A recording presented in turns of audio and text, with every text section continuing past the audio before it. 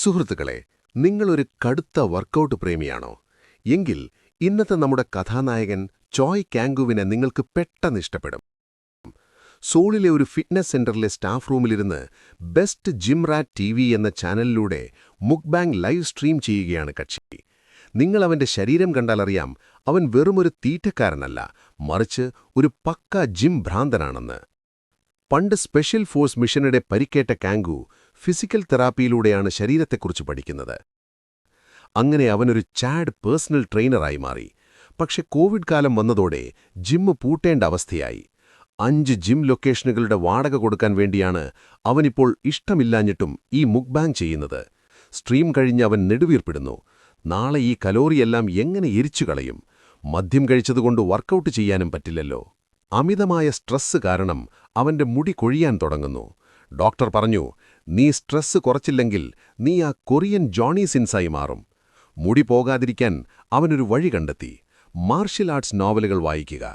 അങ്ങനെ അവൻ മുജിൻ എന്ന ഷാവോലിൻ സന്യാസിയുടെ കഥ വായിച്ചു തുടങ്ങുന്നു. ആ വായനയ്ക്കിടയിൽ അവൻ പതുക്കെ ഉറക്കത്തിലേക്ക് വഴുതി വീഴുന്നു. പെട്ടെന്നാരോ അവനെ വിളിച്ചുണർത്തുന്നു. കണ്ണു തുറന്ന കാംഗു ഞെട്ടിപ്പോയി. മുന്നിൽ നിൽക്കുന്നത് തല മൊട്ടയടിച്ച ഒരു കൊച്ചു സന്യാസിക്കുട്ടി. അവൻ പറയുന്നു, മുജിൻ, വേഗം എഴുന്നേൽക്ക്, പ്രഭാത പരിശീലനത്തിന് സമയമായി. 180 സെന്റിമീറ്റർ ഉയരവും 8% ബോഡി ഫാറ്റുമുള്ള തന്റെ ആജാനബാഹുവായ ശരീരം എവിടെപ്പോയി? ഇപ്പോൾ അവനൊരു ചെറിയ കുട്ടിപ്പയ്യനാണ്. തന്റെ തലയിൽ തൊട്ടുനോക്കിയപ്പോൾ സംഗതി സത്യമാണ്: അവൻ മൊട്ടയാണ്. ഇതൊരു സ്വപ്നമാണെന്ന് കരുതി അവൻ ആ സാഹചര്യം ആസ്വദിക്കാൻ തീരുമാനിക്കുന്നു. പരിശീലനത്തിന് വൈകിയെത്തിയതിന് ഒരു മുതിർന്ന സന്യാസി അവരെ വഴക്കു പറഞ്ഞു. ശിക്ഷയായി ഹോഴ്സ് സ്റ്റാൻസ് ചെയ്യാൻ ആവശ്യപ്പെടുന്നു. പക്ഷേ അവിടെയുള്ള കുട്ടികളുടെ പോസ്റ്റർ കണ്ട നമ്മുടെ ഫിറ്റ്നസ് എക്സ്പേർട്ട് ഞെട്ടിപ്പോയി. എല്ലാവരും ടാക്കോബെൽ കഴിച്ചിട്ട് വയറിളകം വന്നവരെ പോലെ വിറയ്ക്കുന്നു. കാംഗു ഇപ്പോൾ മുജിൻ വിചാരിച്ചു, ഇങ്ങനെയൊക്കെ നിന്നാൽ ഇവന്മാരുടെ മുട്ടുചിരട്ട പറന്നുപോകുമല്ലോ. ഒരു പ്രൊഫഷണൽ ട്രെയിനറായ അവനത് കണ്ടു നിൽക്കാനായില്ല. അവൻ ഉറക്കെ വിളിച്ചു പറഞ്ഞു, നിങ്ങൾക്ക് വ്യായാമത്തെക്കുറിച്ചൊരു ചുക്കുമറിയില്ല. മുഴുവൻ ഷാവോലിൻ ശിഷ്യന്മാരും ഞെട്ടിപ്പോയി. ഒരു ചെറിയ കുട്ടി ഇത്രയും മുതിർന്ന സന്യാസികളെ പഠിപ്പിക്കുകയോ? മുജിൻ വിട്ടുകൊടുത്തില്ല.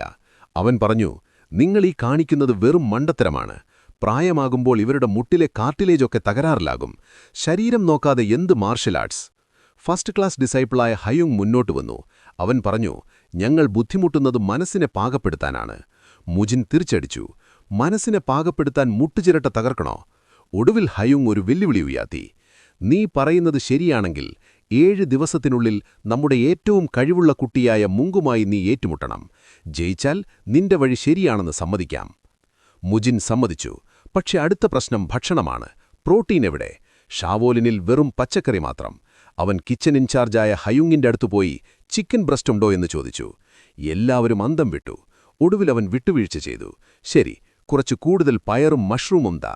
അങ്ങനെ വെജിറ്റേറിയൻ പ്രോട്ടീൻ കഴിച്ച് അവൻ തന്റെ ട്രെയിനിംഗ് തുടങ്ങി. 7 ദിവസങ്ങൾ കഴിഞ്ഞു. സ്പാറിംഗ് ഡേ.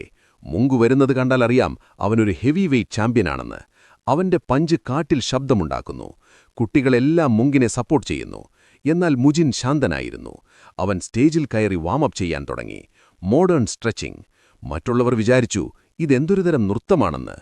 ഫൈറ്റ് തുടങ്ങി. മുങ്ക് തന്റെ ചെയിൻ പഞ്ചെറിയാൻ ആഞ്ഞുവന്നതും മുജിൻ ഒഴിഞ്ഞുമാറി അവന്റെ കാലിൽ കയറി പിടിച്ചു. സ്പെഷ്യൽ ഫോഴ്സിൽ പഠിച്ച ടെക്നിക്, ഒരു പെർഫെക്റ്റ് ടാക്കിൾ. വെറും 1 സെക്കൻഡിനുള്ളിൽ മുങ്ക് തറയിൽ. മുജിൻ അവനെ ഒരു ആംബാറിൽ പൂട്ടി. മുങ്ക് വേദന കൊണ്ട് കരയാൻ തുടങ്ങി. ഷാവോലിൻ സന്യാസികൾ ഒരിക്കലും കണ്ടിട്ടില്ലാത്ത ഒരു ലോക്കായിരുന്നു അത്. മുങ്ക് പരാതിപ്പെട്ടു, ഇത് ചതിയാണ്, അവൻ മാർഷ്യൽ ആർട്സ് അല്ല ഉപയോഗിച്ചത്. പക്ഷെ ഹയുങ് പറഞ്ഞു, അല്ല, എതിരാളിയെ പരിക്കേൽപ്പിക്കാതെ കീഴടക്കുന്നതാണ് യഥാർത്ഥ ഷാവോലിൻ രീതി. മുജിൻ ജയിച്ചിരിക്കുന്നു. എങ്കിലും തന്റെ പവർ കാണിക്കാൻ ഹയുങ് ഒരു കൂറ്റൻ പാറക്കല്ല് തന്റെ പഞ്ചുകൊണ്ട് തകർത്ത് കാണിച്ചു. ഇത് കണ്ട മുജിൻ ആവേശഭരിതനായി. ഇതാണ് എനിക്ക് പഠിക്കേണ്ടത്. മുജിനെ ഒതുക്കാൻ വേണ്ടി സന്യാസികൾ മാഡ് ഡോഗ് എന്ന് വിളിക്കുന്ന ബിൻ ഗാങ്ങിനെ അവന്റെ കൂടെ വിട്ടു. ട്രെയിനിംഗ് ഭ്രാന്തനായ ബിൻ ഗാങ് അവനെ പഠിപ്പിക്കാൻ വന്നതാണ്. പക്ഷെ മുജിൻ അവന്റെ നടത്തം കണ്ടപ്പോഴേ പറഞ്ഞു, നിങ്ങളുടെ മുട്ടിന് നല്ല വേദനയുണ്ടല്ലോ. ബിൻ ഗാങ് ഞെട്ടിപ്പോയി.